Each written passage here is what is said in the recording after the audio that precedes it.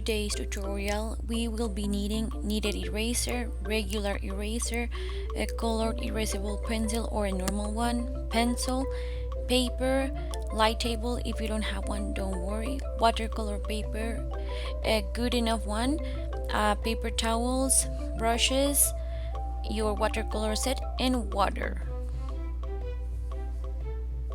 So we're going to be painting this super chubby guy. He has green and blue shades. It's very soft palette and a really pretty one, and he looks like he wants to get his belly scratched, which is why I chose this one. If you prefer, you can draw it by yourself. You'll find this image on the description box. Otherwise, you'll find available on the description box this is sketch, which you can download and trace using a light box, or you can tape it to a window and use the sunlight or an iPad or your computer screens, whatever works for you. This is the final result of what we're going to be doing today. No worries, even if you say my skills are not that great, we'll get through it and you'll be able to complete an awesome watercolor tardigrade. So initially we're going to just trace it onto the watercolor paper. Why is this? Because watercolor paper is pretty delicate, so it's better for you to doodle and sketch on regular paper, and then when you have your drawing ready, to trace it gently onto the watercolor paper.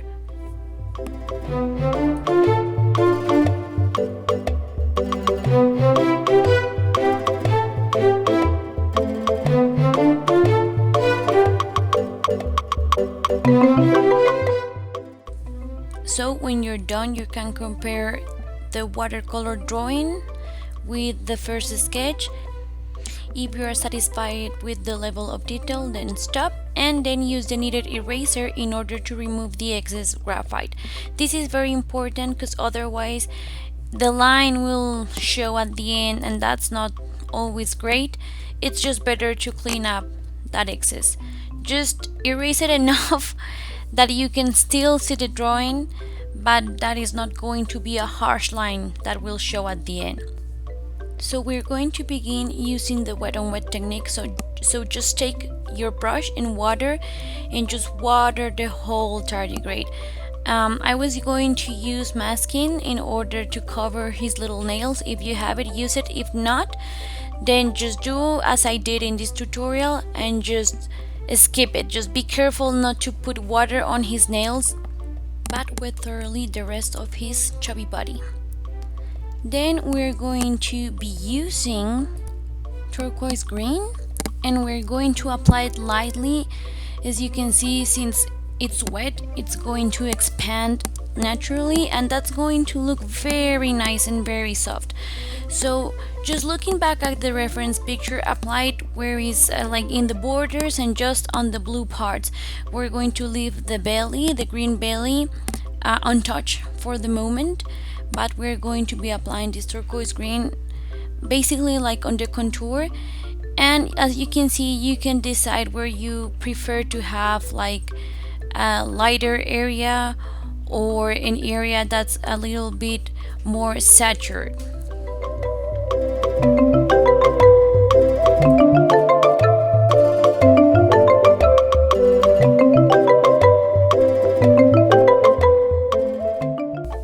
So if this happens to you and the blue part gets in the green area or something like that where it's not supposed to be, do not panic since it's still wet.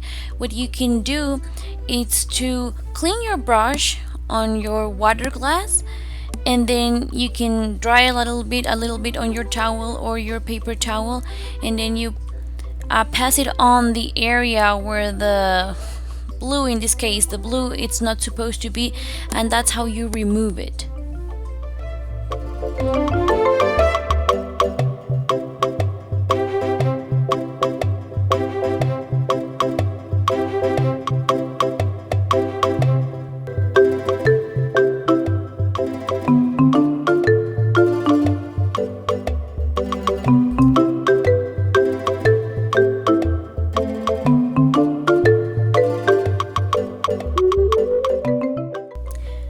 So now we're going to work in his little face. I'm going to take care to leave alone the gray areas, and I'm just going to add some accents in the areas where I feel it should be a little bit darker.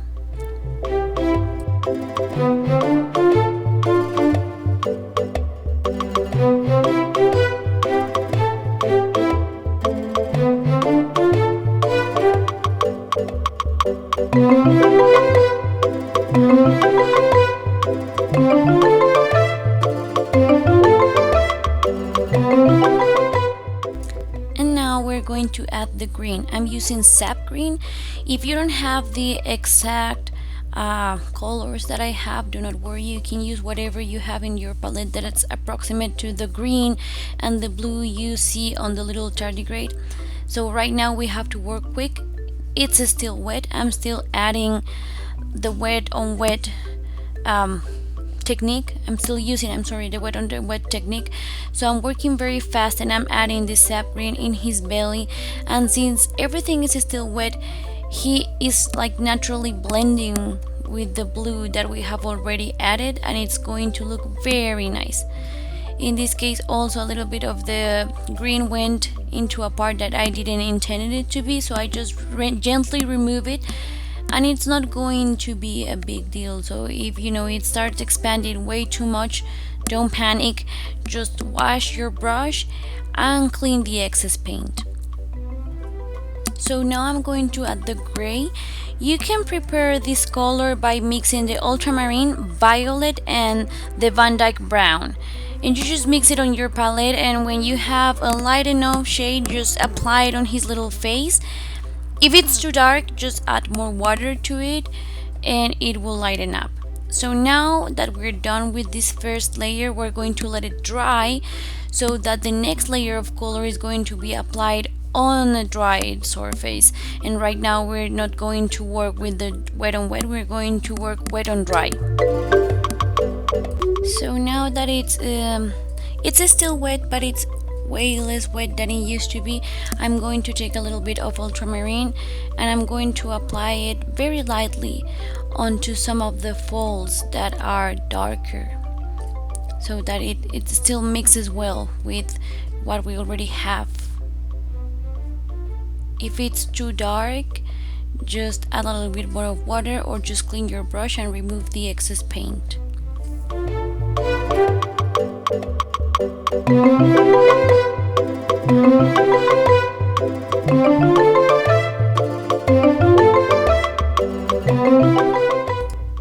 So now that it's completely dry, I'm just going to take a little bit of the ultramarine blue, maybe mix it a little bit with a little bit of violet, and go into the reference picture, really pay attention to where the folds are.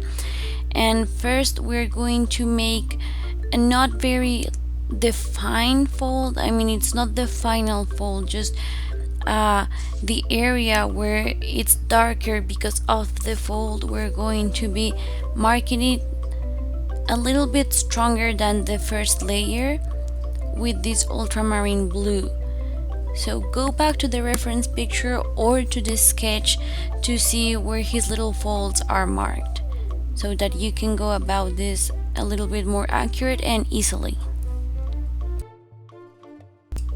Sometimes also it's very helpful to just watch a chunk of the video, go back to the reference picture, and then when you have a more clear idea of how it is done, then you can pause it or go back and do that part and then move on forward.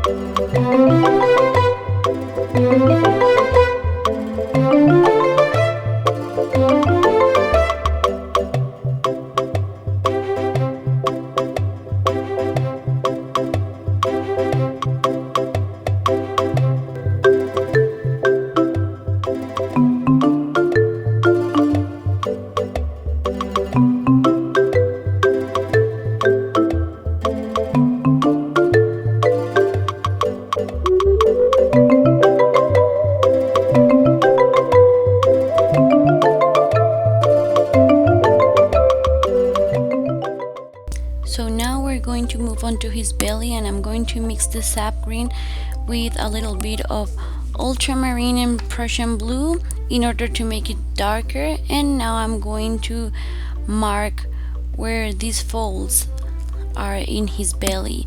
Again, it's more like not the fold itself that it's a little bit more darker, but the shadows because of the fold, so that when we go to the really dark part, it's going to be nicer, and that's done at the end. Right now we're just like making the base for these folds to be truly painted later.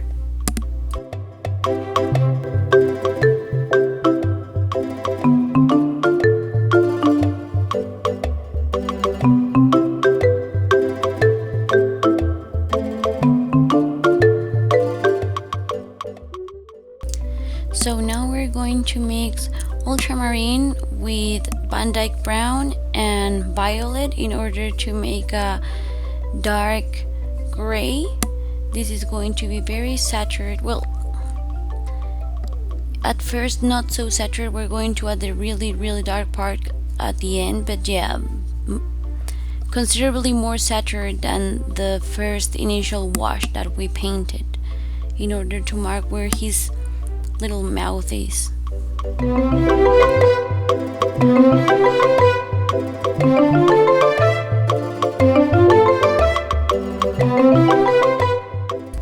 And now we are going to make the really dark folds. So use the ultramarine, maybe mix a little bit with some Prussian blue, and take a finer brush in order to make those really fine lines on the folds that we have already been marked by the initial brush strokes that we made after the first wash. So these ones need to be done a little bit more carefully, because these are going to be like really the finishing touch in our painting.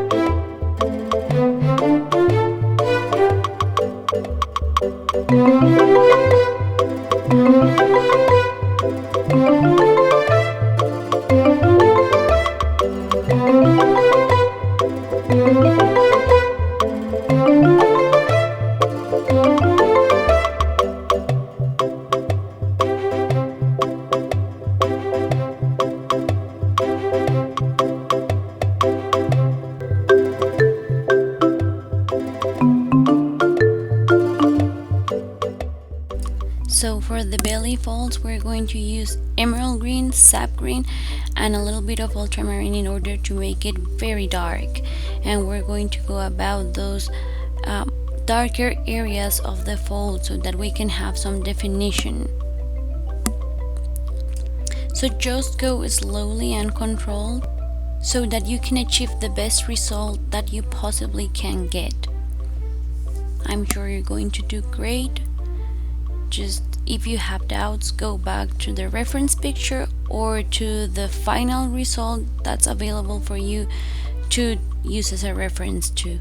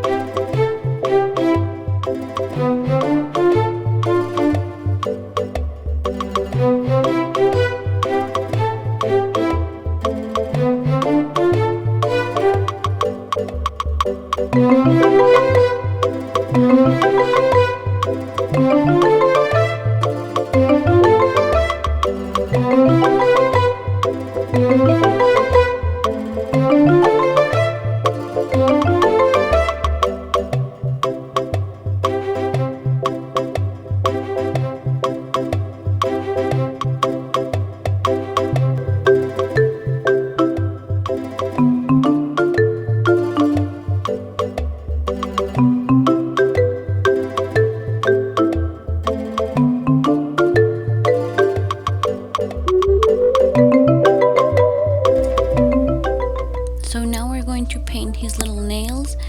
We're going to use a very light wash of gray and just very gently and in a very delicate way go over every single nail, giving it a very light gray wash.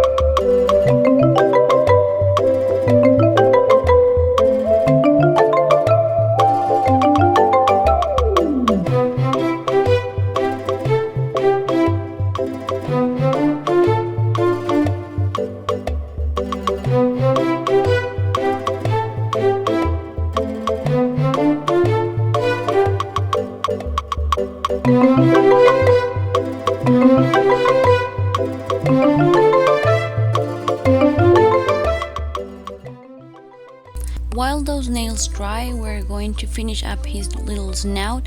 Now we're going to use the really dark gray that we prepared, and we're going to mark every single detail on his little face. Those lines, the shape of that cylindrical little mouth that he has. And afterwards, when the nails are done, we're going to apply also a very dark contour line to those lines. And if you find like because his nails are quite long, so if you see any shade you can also mark the shade and make the contour line for your nails. Remember to do it from left to right and from top to bottom in order to avoid smudging the picture with your own hands. A thing that happens frequently when you get super concentrated on what you're painting and you forget about taking care of the wet picture that's under your hand. So it's better this way, just easier for you.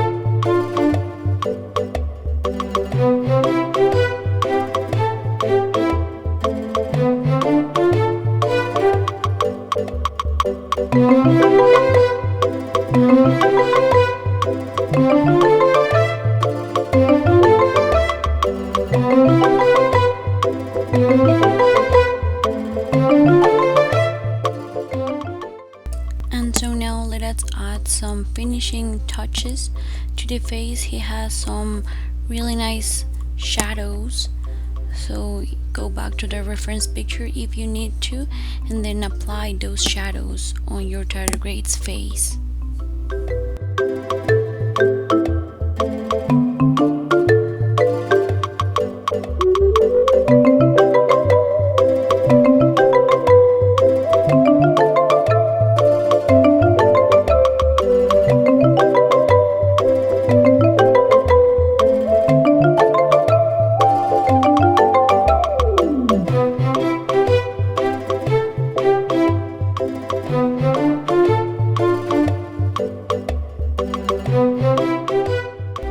And we are done. You have finished by yourself your own super awesome tardigrade watercolor painting. I hope you enjoyed this tutorial. I hope you are proud of what you made and share it with your friends.